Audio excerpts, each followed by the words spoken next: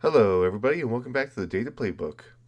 This is week 8, and I'm going to go through every single matchup. I'm also going to go through these in the short form like I've done before, so it'll be up to you to pause and look at any relevant information that's important to you.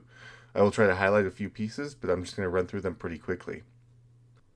For the next matchup, you have the Bears going to Baltimore to see the Ravens, where the Ravens are favored on the money line with a spread of 3 points and a total line of 45.5. So, a few notable things out of the rankings here is that the Bears are above average, top third for scoring, above average for passing rank, or right about average, top third for rushing, but one of the worst teams at using their tight ends. So that's why I wanted this breakdown where the tight ends have heavily underutilized, but they still are passing the ball pretty well. You also have the Bears with not a great defense at stopping the rush, one of the worst in the teams, about average with the passing rank, but still a little below average at stopping the tight ends as well, which makes them not so great at stopping their opponents from scoring. With Baltimore, you have the worst team at stopping their opponents from scoring, and an average rank of scoring themselves. Their passing rank and tight end rank here are way below average, bottom third, but their rushing rank stays in the top 10, but they also allow quite a bit, being in the bottom third across the board defensively. If I just move over these to the averages, there's your team averages. If there's any of this information that's useful to you, go ahead and pause and look through it. And here's our quarterbacks for this game with Caleb Williams and Tyler Huntley because Lamar Jackson's still out. So Caleb Williams has 106.6 total fantasy points this season for an average of 17.7 per game, with Huntley only having one game under his belt with 6.6 total points, and that's his average right now. Williams has 3 interceptions on the season, which is all of his turnovers this season, with Tyler Huntley having none, but that's expected out of one game maybe, where he didn't even play the whole game.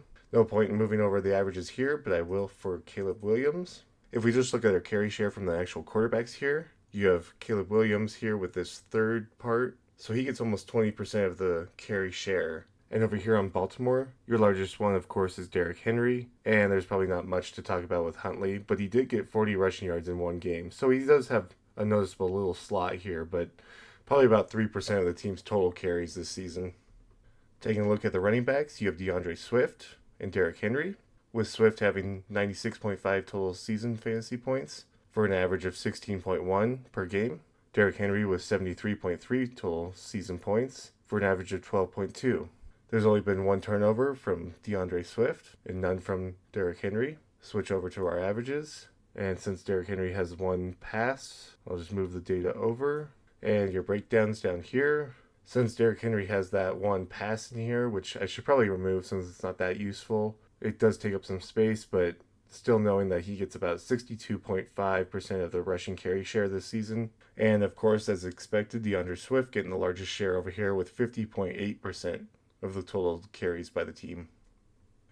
The number one receivers in this game are Rome Oduns and Zay Flowers, with Rome having almost 90 total season points, averaging just under 15 per game, and Zay Flowers getting 81.5 PPR points this season, averaging just under 13.6 average total points per game. And the only turnover between the two was Zay Flowers with a receiving fumble. If I move over to the averages, this is what you get for them and their weekly breakdown.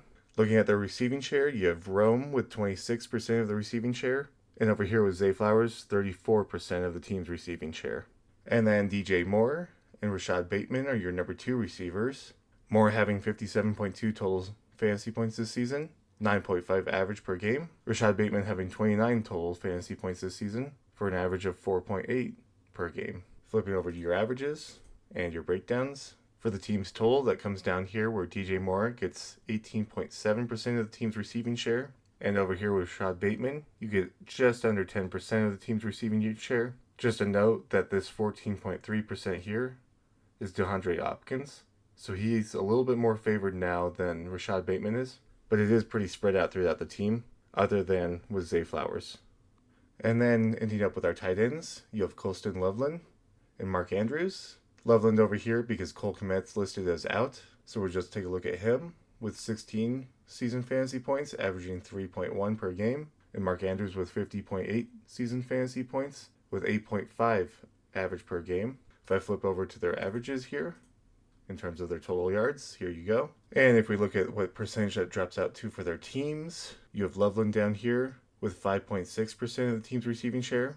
Just to compare to Cole Kmet, he gets about 9.6% of the team's receiving share. And over here with Mark Andrews, you get about 14% of the team's receiving share. So there you have the Bears and the Baltimore matchup. I think that the biggest thing to watch is that if this defense gets pummeled by an okay offense, particularly by the rush and maybe some passing, could be a high-scoring game since they both are pretty good at scoring themselves, but not good at stopping their opponents from scoring. So we'll see how this game turns out. So there you have the details for this matchup. I hope that you enjoyed. If you did and you got something out of it, leave a like and subscribe. And leave a comment on what else you might want to see in the future. Other than that, thank you so much for watching.